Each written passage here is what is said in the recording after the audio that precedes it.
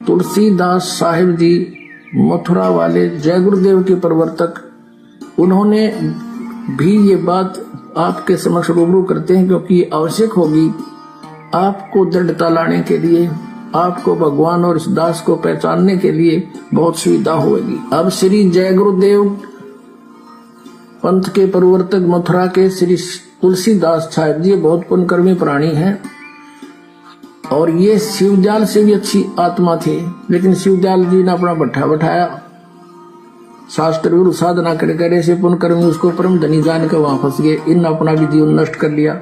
सन 1971 में, सन 1954 से पहले से ये सत्संग करा तुलसीदास जय गुरुदेव पंथ का प्रवर्तक मथुरा वाला, और सन 1954 से उस समय इसकी बैटरी फुल थी चार्ज पिछले जन्म की।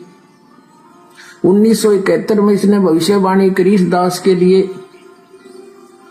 7 सितंबर 1971 को इन्होंने कहा कि वो जो तत्वदर्शी संत है वो अब 20 वर्ष का हो चुका है।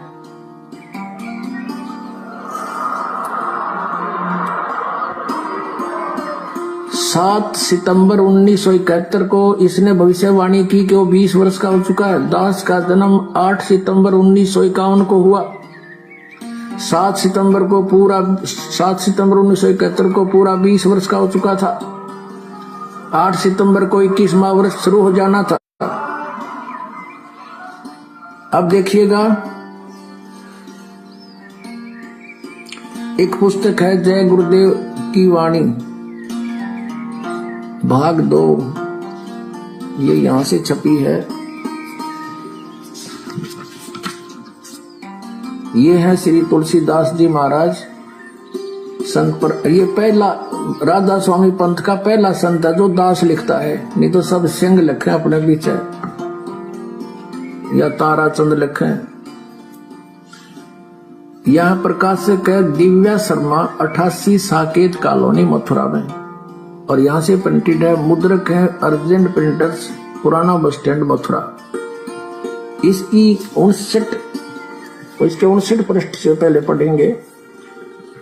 28 अगस्त को इन्होंने एक भविष्यवाणी करी थी, ये देखिएगा, ये 59 पृष्ठ है इसका, 59, और ये 28 अगस्त शाकाहारी पत्रिका 28 अगस्त 1971 में इसने कोई भविष्यवाणी की थी कि महापुरुष का जन्म भारतवर्ष के एक छोटे से गांव में हो चुका है, और वह व्यक्ति मानव इतिहास का सबसे महत्वपूर्ण व्यक्ति बनेगा।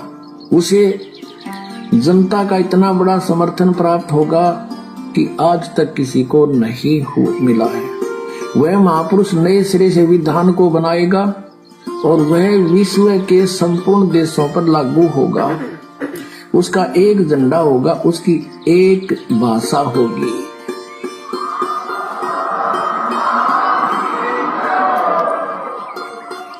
अब ये स्टेटमेंट, ये भविष्यवाणी समझो या सच्चाई, क्योंकि भविष्यवाणी तो है आगे की, इसने तो बता दिया कि हो चुका है। ये 28 अगस्त को इसने ये स्टेटमेंट दी। फिर लोगों ने पूछा जी कौन है, कहाँ है बताओ। तो फिर आगे 7 सितंबर को, यानी इस 50 पृष्ठ पे लिखा है, इसके बाद देखिएगा, इसी पुस्तक के 50 पृष्ठ पे लिखा है। शाकाहारी पत्रिका 7 सितंबर 1971 वाली, इस दिन स्टेटमेंट दी इन्होंने कि क्या दिया, 7 सितंबर 1971 को वो 20 वर्ष का हो चुका है। दास का जन्म 8 सितंबर 1951 को हुआ। 7 को दास पूरा 20 वर्ष का हो गया और 8 को 21 माह शुरू हो गया। यहाँ कहा इसने कि वह अवतार जिसकी लोग प्रतीक्षा कर रहे हैं 20 वर्ष का हो चुका है 7 सितंबर 1971 को। यदि उसका पता बता दूं तो लोग पीछे पड़ जाएंगे। अभी ऊपर से आदेश बताने के लिए नहीं हो रहा है। मैं समय का इंतजार कर रहा हूं और सभी महात्माओं ने समय का इंतजार किया है। समय आते ही सबको सब कुछ मालूम हो जाएगा। बोलो सतगुरुदेव।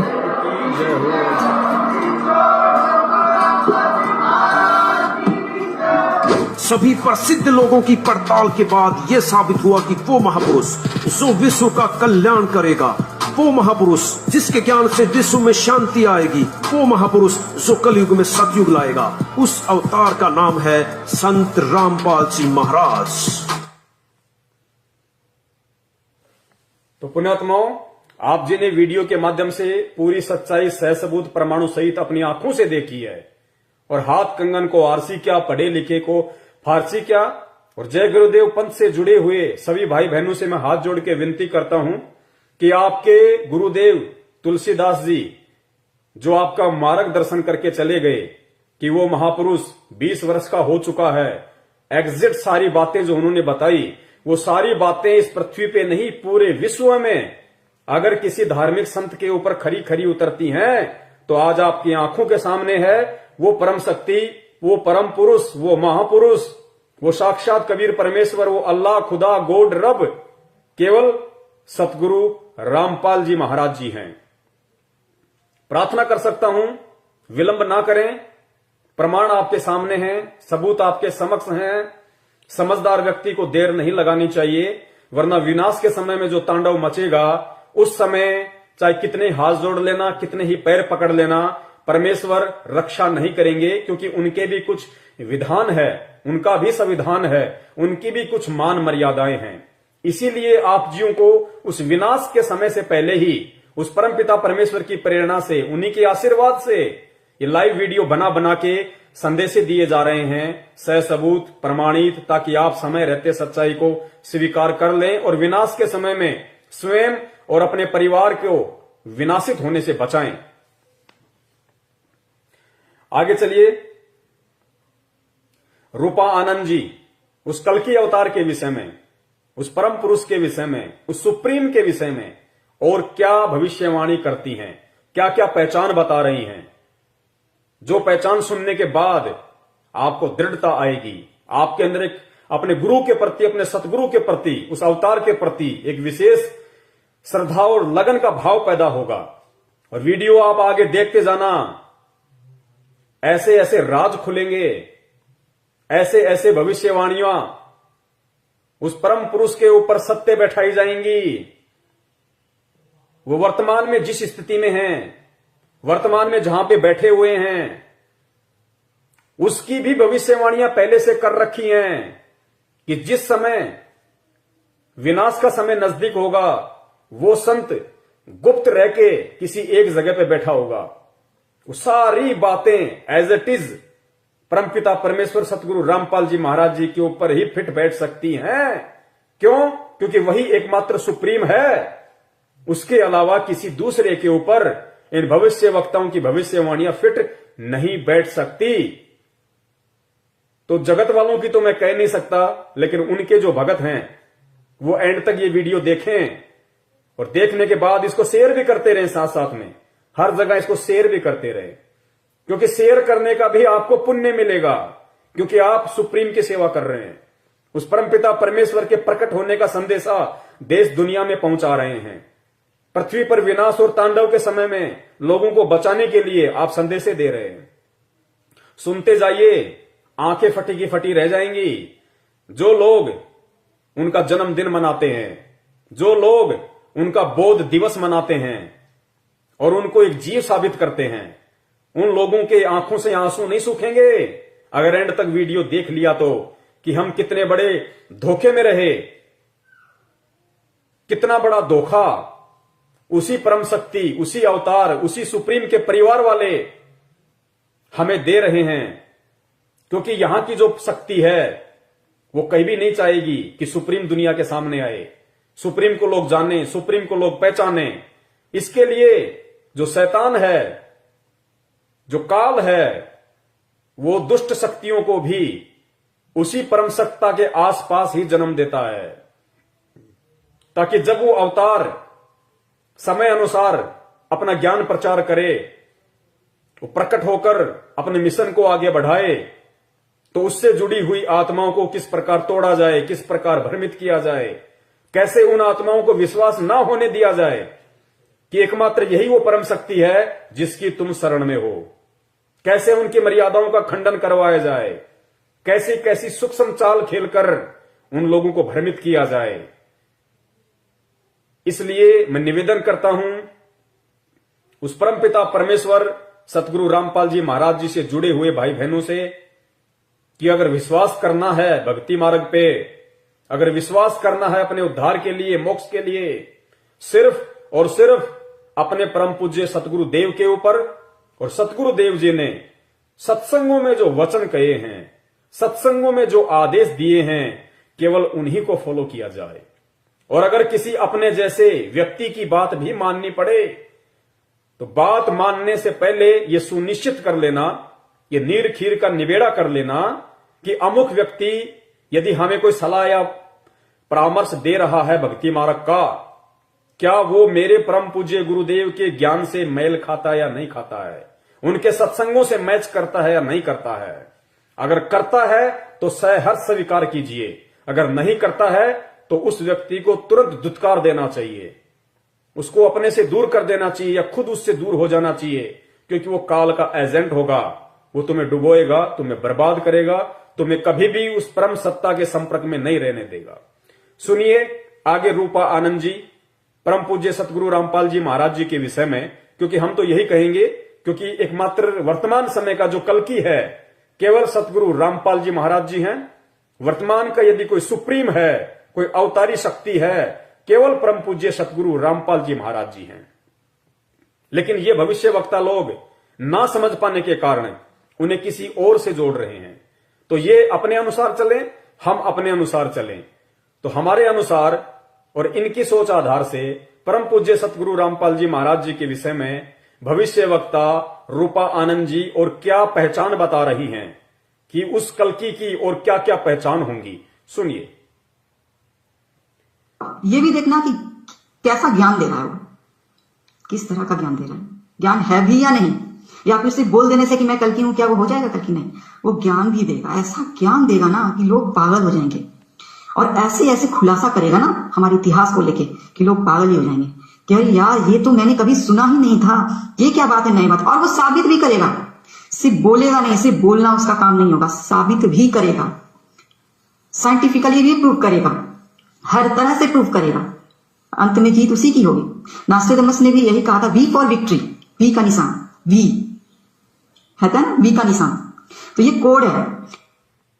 तो रूपा जी कह रही हैं कि वो जो संत होगा, वो जो कल्कि होगा, वो जो सुप्रीम होगा, उसकी दूसरी पहचान ये है कि वो ऐसा ज्ञान देगा, ऐसा ज्ञान देगा कि लोग सोचने पे मजबूर हो जाएंगे। इतिहास को लेके, इतिहास क्या, धार्मिक सदग्रंथ, वेद, कुरान, पुराण, बाइबल, इन सब को लेके वो ज्ञान देगा, वो रहस्य खोलेगा, वो बातें बताएगा कि लोग सुन के हैरान हो जाएंगे कि यार आज से पहले तो हमने कभी ये सुना ही नहीं, किसी ने बताया ही नहीं। तो इस पूरे विश्व में, इस पूरी पृथ्वी के ऊपर अगर एकमात्र ऐसा कोई वर्तमान में संत है जिसने भारतीय आध्यात्मिकता की काया पलट कर दी, जिसने चारों वेदों को, 18 पुराणों को, उपनिषदों को, मनुस्मृति को, कुरान को, बाइबल को, तौरेत को, जबूर को, इंजिल को, गुरु ग्रंथ साहिब को, सदग्रंथ साहिब को, जितने भी धर्मों के धर्म ग्रंथ हैं या उन धर्मों में अन्य जितने भी छोटे मोटे संत महंत ऋषि मुनि हैं, जैसे दयानंद सरस्वती जी हिंदू धर्म में, और भी बहुत सारे धर्मों में, जाकिर नायक जी मुसलमान धर्म में, जैनियों के महावीर जी के विषय में, कोई भी अगर इस पूरे विश्व में, अगर इस पृथ्वी लोक पे जहां आप और हम रह रहे हैं, और जिस धर्म के जो जो धर्म ग्रंथ हैं, अगर पूरे विश्व में सार्वजनिक तौर पर टीवी चैनलों पर अगर इन सदग्रंथों की सच्चाई और हकीकत और वो परम शक्ति जिन्हें हम अजन्मा अविनाशी मानते आए हैं, सुनी सुनाई बातों के आधार पे, ब्रह्मा विष्णु महेश जी, दुर्गा जी, देवी देवता, इंद्र जी, उनके विषय में ऐसे ऐसे खुलासे अगर इस पूरे विश्व में, इस पृथ्वी पे अगर सार्वजनिक तौर पे जिस वेद व्यास जी ने ये ग्रंथ लिखे हैं, उन्होंने भी क्या क्या गलतियां कर दी लिखने में। जिन बड़े बड़े लोगों ने, मनु जैसे लोगों ने वेद लिखे, उन्होंने भी लिखते समय अनुवाद में क्या क्या गलतियां कर दी। और वर्तमान के जो धर्म के ठेकेदार हैं, जो वेदों को सामने रख के अपने भक्तों को सत्संग सुनाते हैं, वो कितना कुप्रचार कर रहे हैं। अध्यात्मता को ना समझ के कितना उल्टा ज्ञान प्रचार कर रहे हैं।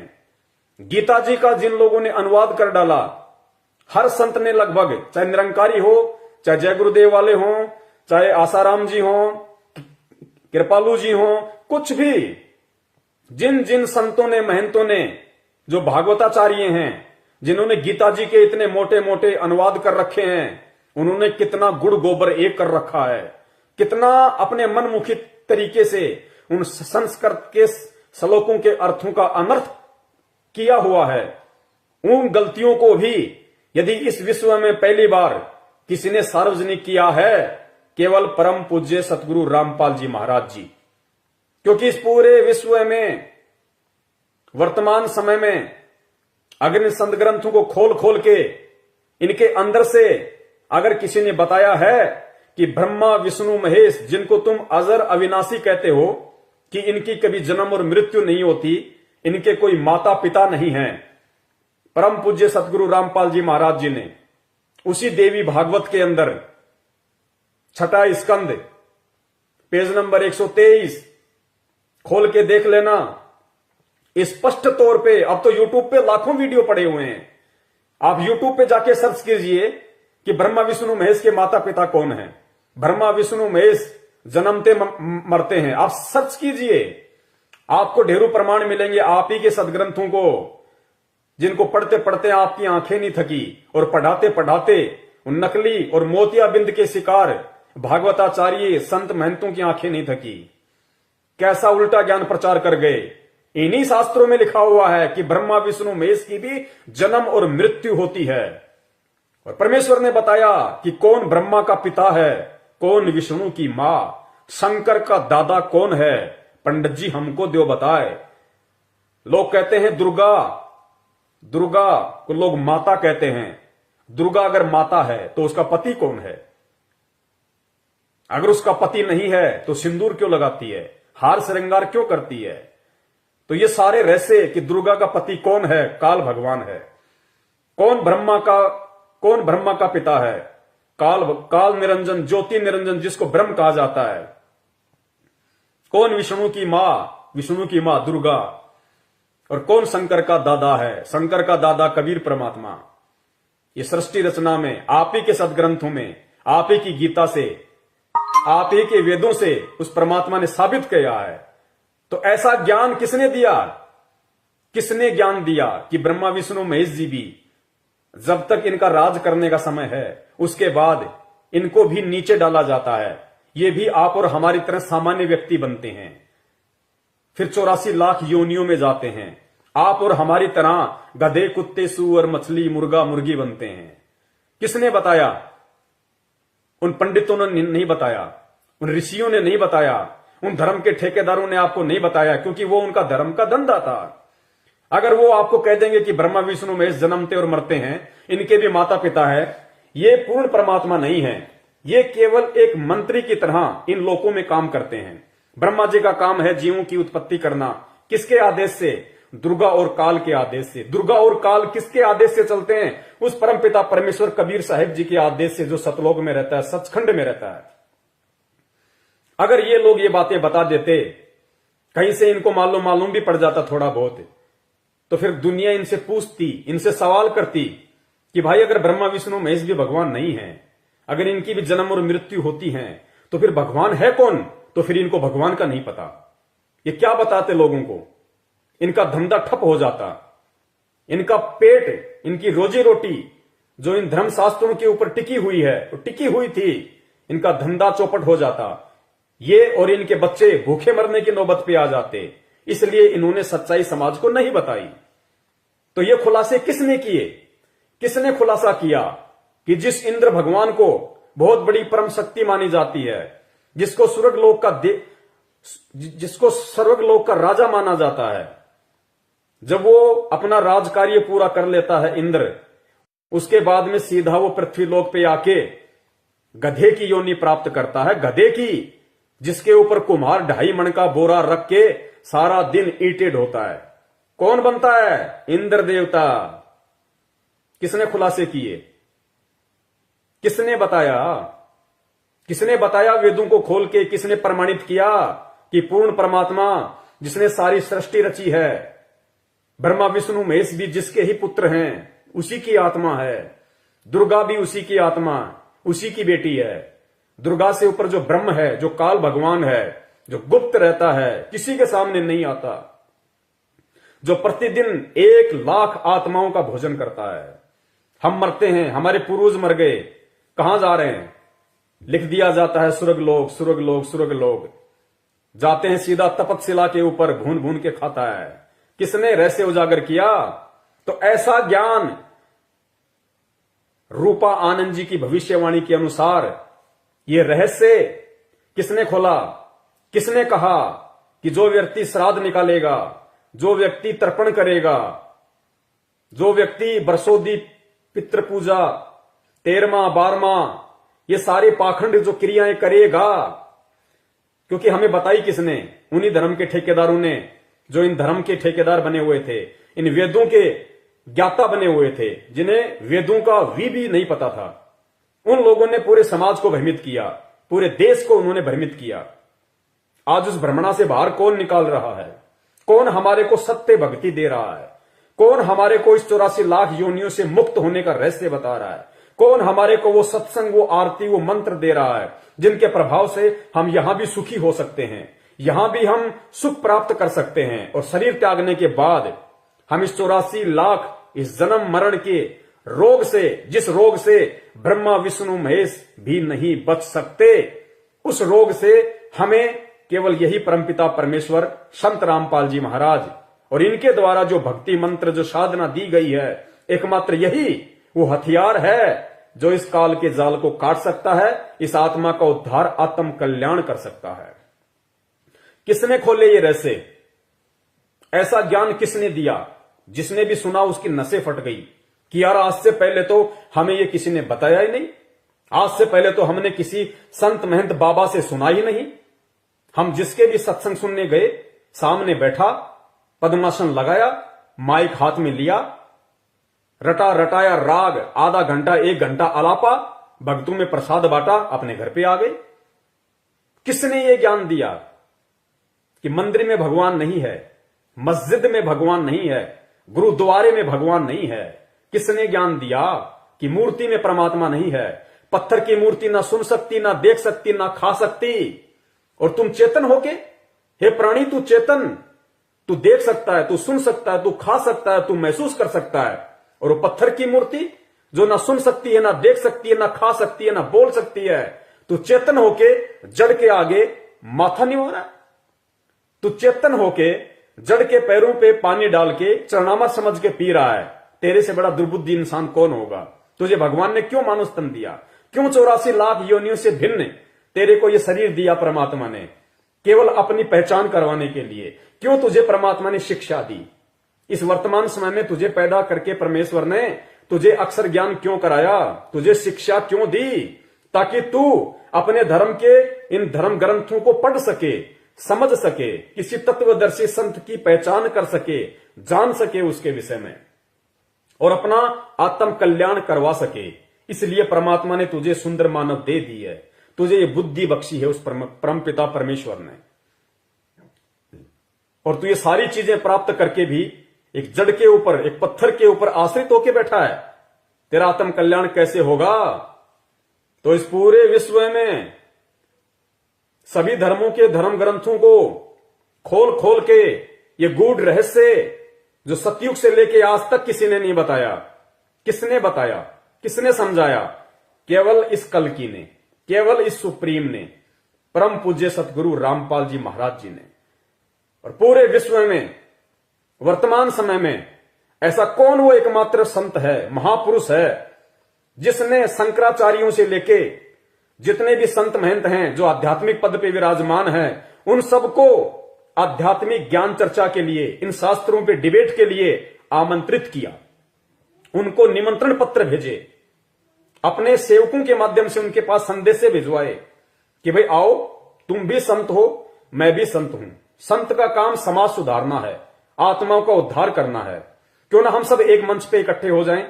तरह तरह के वचन, तरह तरह की विचारधाराएं समाज में जा रही हैं, दुनिया भ्रमित हो रही है। किस संत को अच्छा माने, किसके ज्ञान को अच्छा माने, क्या सही है क्या गलत है, लोग भ्रमित हो रहे हैं। तो एक मंच पे आओ।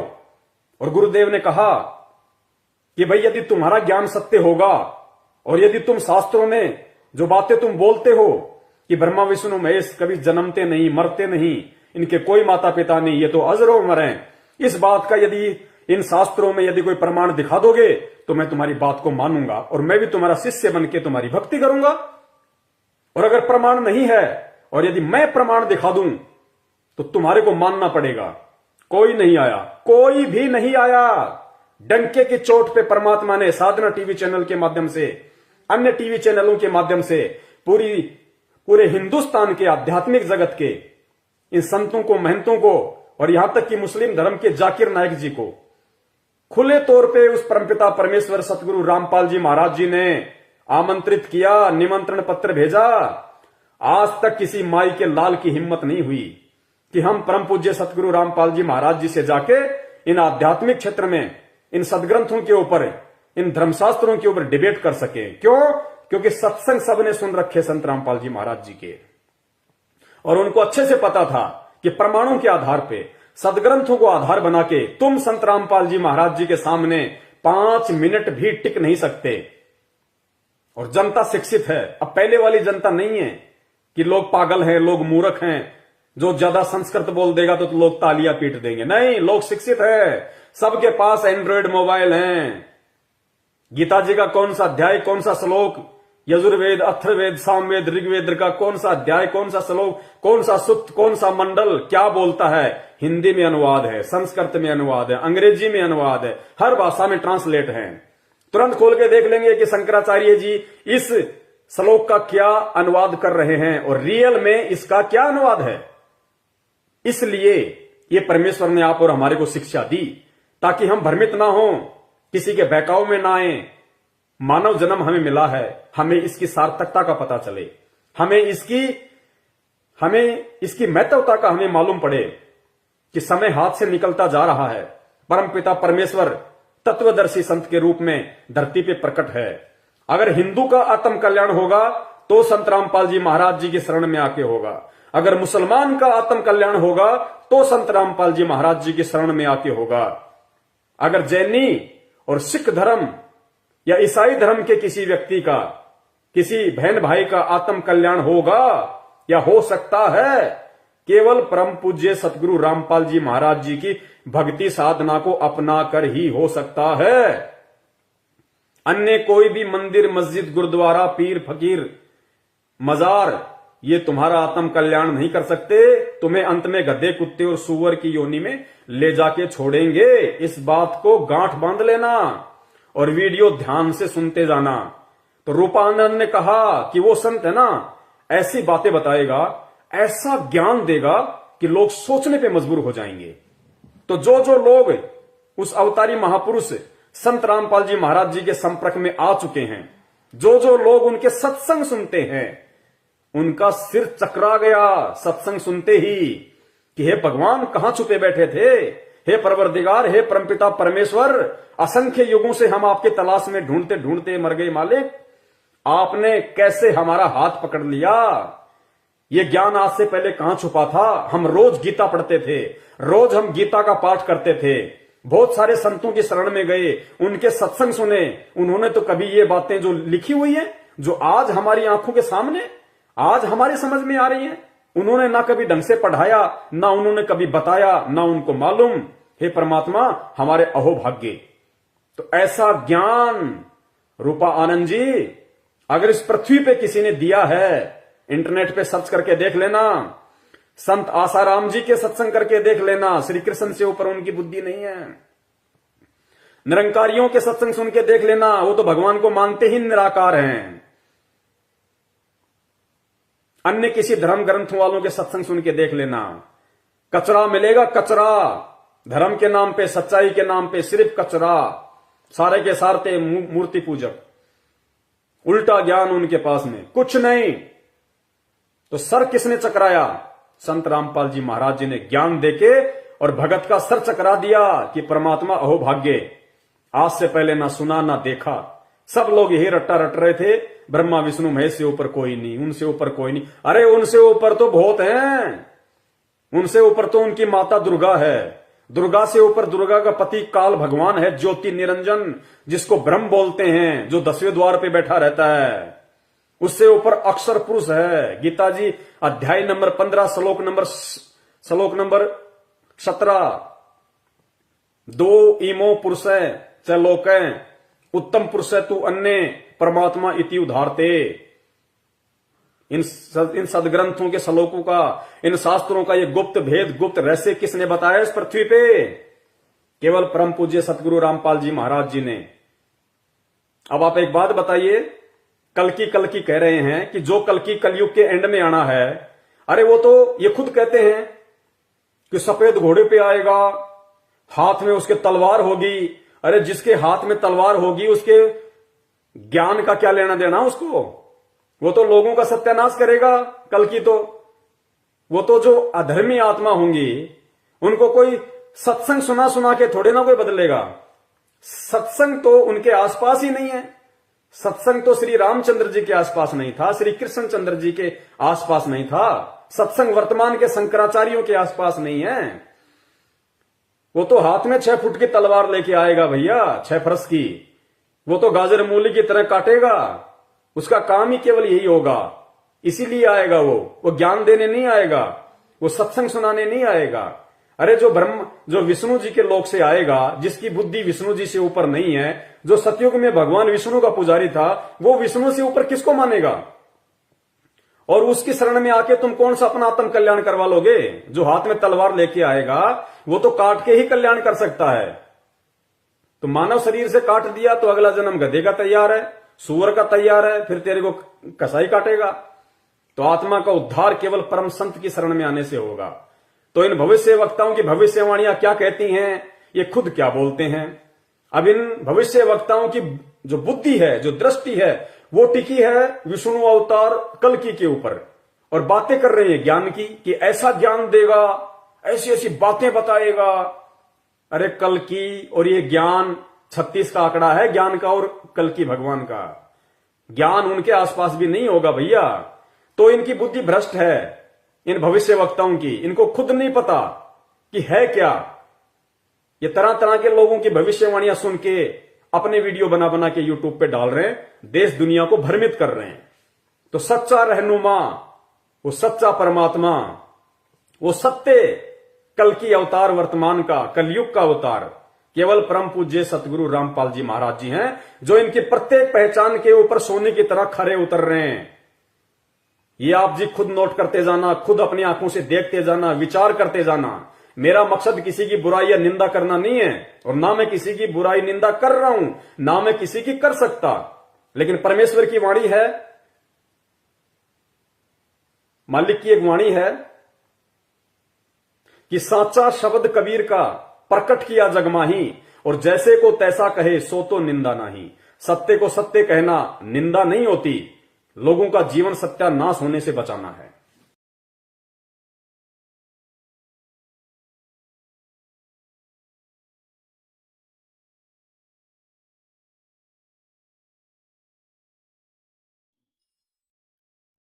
भाई सतगुरु तिलक अजप्पा माला, युक्त जटा रखवावे। सतगुरु तिलक अजप्पा माला, युक्त जटा रखवावे। जत को पीन सत का चोला, भीतर बेख बनावे। जब कोई राम भगत गत पावे हो जी, जब कोई राम भगत गत पावे हो जी। भाई लोक लाज मर्याद जगत की, तरण जो तोड़े बगावे। लोक लाज मर्याद जगत की।